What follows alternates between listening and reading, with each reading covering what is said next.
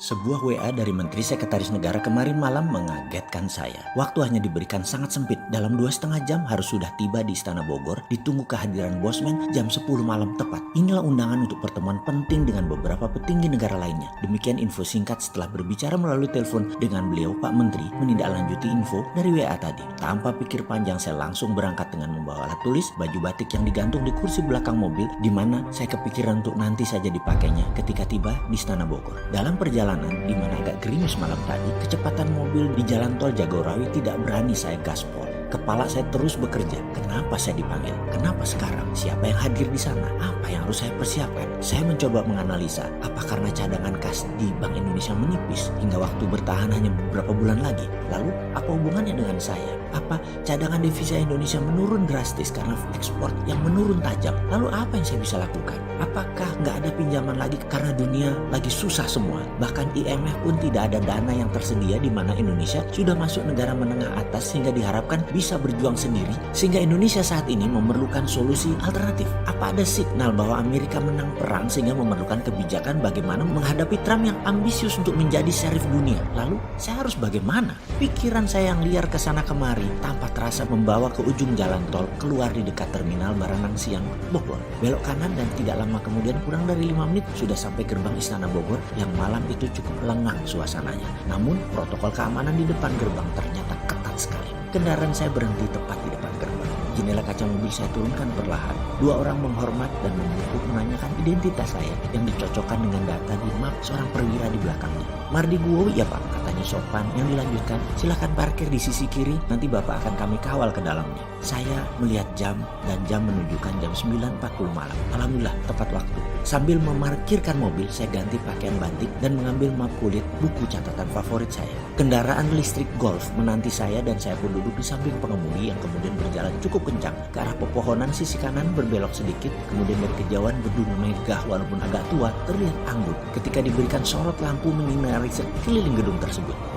Ini dalamnya Istana Bogor itu ya, demikian gumam saya dalam hati. Kendaraan listrik berhenti di posisi agak ujung, lalu 2 orang pria menggunakan batik menghormat singkat kepada saya sambil mengulurkan tangannya menunjukkan saya harus menaiki anak tangga di depannya, dan satu lagi temannya mendahului langkah saya mengarahkan kemana jalan yang harus saya tuju. Jajaran kursi antik dan meja di ruang pendopo terlihat sepi. Kemudian diarahkan saya ke belakang, ruangan yang ada 2 penjaga di pintunya dengan pintu tinggi warna putih. Pintu 2 daun. Agaknya ruang meeting utama ini menurut perkiraan saya waktu itu. Ternyata saya tidak dibawa ke sana, tapi terus ke kanan, lorong agak panjang menuju satu ruangan tamu agak kecil jika dibandingkan ruang pendopo di depan tadi. Saya diperintahkan duduk, namun belum saya duduk ada suara memanggil nama saya. Pak Mardiwowi. Saya pun membalik badan dan ada 2 orang yang posisinya terhormat di negeri ini menghampiri saya, Pak Pratikno dan Pak Pramono Anung. Saya pun membalik badan, kedua telapak tangan saya rapatkan menghormat kedua tuan rumah tersebut dalam protokol COVID, di mana sejak tadi saya menggunakan face shield dan masker yang kemudian di belakang keduanya tanpa seorang dokter langsung mengecek suhu saya dan beberapa pertanyaan standar protokol COVID yang kemudian saya pun mencopot semuanya ketika dikatakan clear. Masker dan face shield saya lepas. Kemudian Pak Pratikno dengan santun berkata,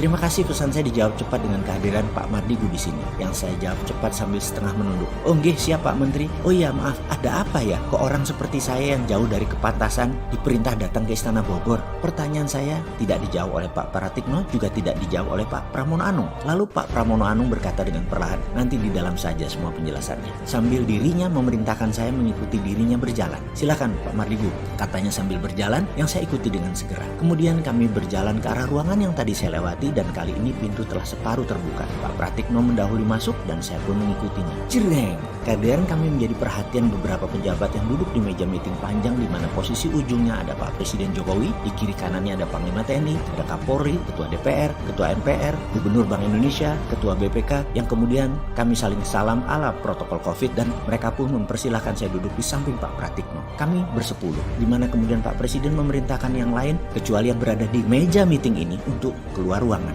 Semua ini membuat saya tegang sekali karena tidak tahu apa yang akan terjadi. Begini, saya langsung saja. Demikian Pak Presiden mengawali percakapan malam ini dengan nada seperti dirinya lakukan yang banyak kita kenal, mengeja perlahan kata per kata. Mas Mardigu, terima kasih atas kehadirannya. Kami mengundang semua yang hadir di ruangan ini dengan pemberitahuan sangat terbatas dan semuanya sama. Hanya kami putuskan tadi sangat cepat, yaitu jam 7.30-an malam untuk kehadiran jam 10 malam ini di ruangan ini. Semua tidak ada yang tahu agenda apa yang akan kita bicarakan kecuali saya dan Pak Pratikno. Suasana hening dan terlihat ekspresi wajah lainnya sama seperti saya, bertanya-tanya. Mas Marigu, demikian nama saya disebut beliau dan saya menambah tegang, deg-degan di hati saya. Kalau saya beli waktu 15 menit, demikian Pak Presiden melanjutkan perkataannya, bisakah presentasi singkat, padat, cepat menceritakan bagaimana strategi MMT kita terapkan untuk Indonesia menjadi negara nomor 1 di dunia dalam waktu yang cepat dan harus diraih sebelum tahun 2030. Di mana demikian Pak Presiden berkata dengan jeda panjang sebelum dilanjutkan. Di masa pandemik ini dan di tahun depan, Indonesia sudah bisa meningkat ekonominya dan kedaulatannya 2 kali lipat dari saat ini. Saya tarik nafas panjang dan dalam yang disaksikan 9 orang yang terhormat di negeri ini. Wajah mereka menunjukkan pandangan aneh menurut saya. Karena mungkin di kepala mereka 15 menit waktu yang singkat untuk presentasi. Apa bisa? Saya tanpa basa-basi setelah membuka dengan salam, saya menyatakan, insya Allah bisa Pak Presiden. Kemudian beliau pun tanpa membuang waktu mengatakan, silakan jelaskan kepada kami. Saya pun langsung memulai dengan bercerita. Kalau Tiongkok punya 2 standar mata uang renminbi dan yuan 30 tahunan yang lalu, sekarang sudah 1 nilainya. Lalu ketika perang dagang memuncak, renminbi menerbitkan e-renminbi. Ini adalah strategi baru menerbitkan mata uang di era digital. Mereka lakukan persis seperti 30 tahunan yang lalu, hanya kali ini digital currency. Jadi saya usulkan ada baiknya Indonesia membuat e-rupiah atau e-rupiah yang berbasis blockchain dengan underlying proyek nasional produktif. Sekali lagi penekanannya adalah proyek nasional produktif, yaitu faktor produksi untuk ekspor berbahan baku lokal, kemudian proyek produksi pengganti impor, kemudian proyek produksi pemenuhan kebutuhan nasional termasuk pangan dan kesehatan, kemudian proyek produksi penunjang pertumbuhan nasional seperti infrastruktur dinamis lainnya termasuk kawasan ekonomi khusus bebas pajak minimum 10 tahun. E-rupiah ketika diterbitkan dengan Trusted Open Ledger ini akan mudah mengontrol peredaran digital currency rupiah tersebut sehingga menariknya kembali dari peredaran untuk kendali inflasi menjadi mudah. Sarananya, saya punya program blockchain sudah jadi sejak 2 tahun yang lalu untuk dashboard pemerintah dan kendali sistem distribusi digital currency rupiah yang akan saya berikan ke negara. Dan sebaiknya dibuatkan lembaga khusus untuk hal ini, yaitu SKK Satuan Kerja Khusus Keuangan selama proyek ini berjalan, yaitu 10 tahun. Demikian presentasi saya selesai Pak Presiden, dan hadirin para pejabat negara yang terhormat, semoga bisa menjadi landasan acuan tindakan pemerintah ke depan. Tampak yang hadir semuanya diam menunggu reaksi Pak Presiden. Pak Presiden pun diam, berpikir dalam. Dalam hati saya berkata, kalau presentasi ini diterima, inilah moment of greatness. Sebuah meeting rahasia yang akan merubah jalan kehidupan berbangsa dan bernegara Indonesia ke depannya. Sengitnya dunia akan menekan Indonesia. Langkah Indonesia harus cepat dan tidak terbaca. Tahu-tahu Indonesia sudah menjadi negara besar dalam 2 tahun di awalnya saja. Tak lama azan terdengar keras yang saya lamat-lamat berkata dalam hati, loh kok sudah azan? Dan saya pun tersadar diri, ini azan subuh yang mengingatkan saya akan kewajiban serta menyadarkan posisi saya untuk bangun dari dunia mimpi tadi dalam rapat rahasia yang akan merubah negara Indonesia.